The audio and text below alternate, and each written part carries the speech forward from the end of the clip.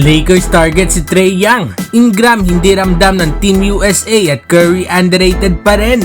So parang ngaso ng balita mga idol ay patungkol kay Steph Curry. Kahit kinikilala ngayon na best shooter of all time si Steph Curry, ay meron pa nga ring mga hindi nahanga sa galing nito.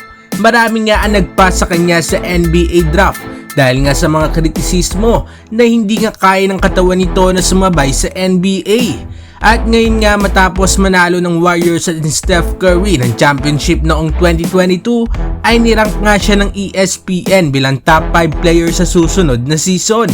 Yun nga mga idol ay kahit si Steph Curry ay naging finals MVP.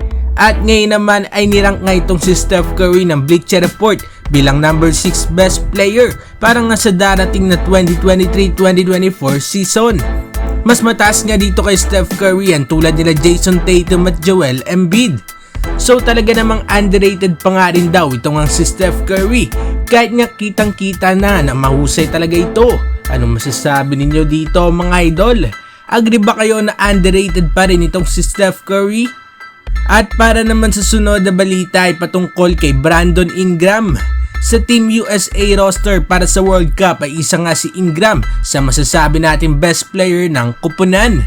Pero sa 4 na laro na undefeated itong Team USA ay para bang hindi nga naramdaman ang production nga nito ni Brandon Ingram. Sa loob nga kasi ng 4 games ay meron lamang siyang total na 16 points. Kaya naman ay maraming fans nga ng Team USA ang dismayado nga rito. Merong fan na nagsabi na isa nga dong terrible player, ito ang si Brandon Ingram. At meron naman nagsabi na mas maganda pa nga daw ang ginagawa ni Austin Reeves kesa sa kanya. At meron nga rin nagsabi na parang ibang player nga daw itong si Ingram pagdating nga dito sa World Cup. Ano masasabi ninyo dito mga idol? Bakit nga kaya struggle itong si Ingram? At para naman sa huling balita ay patungkol sa Los Angeles Lakers. Marami nga ang tiyak na magugulat sa nilabas na report ni Jovan Buwan ng The Athletic. Ayon nga kasi dito ay interesado nga daw ang Los Angeles Lakers sa Atlanta Hawks star na si Trae Young. Matagal na nga daw na nasa radar ng Lakers itong si Trae Young at nakadepende nga daw ito sa mangyayari nga sa organisasyon ng Hawks. So kung sakaling nga na maisipan ng Hawks na i-trade itong si Trae Young ay ina-expect nga natin na ipupush nga ito ng Lakers. Si Trae Young mga idol ay 24 years old pa lang pero solid numbers na nga ang ginagawa nito. Nag-average nga ito last season ng 26 points, 3 rebounds at 10 assists per game.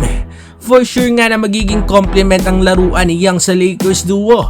Anong masasabi ninyo dito mga idol?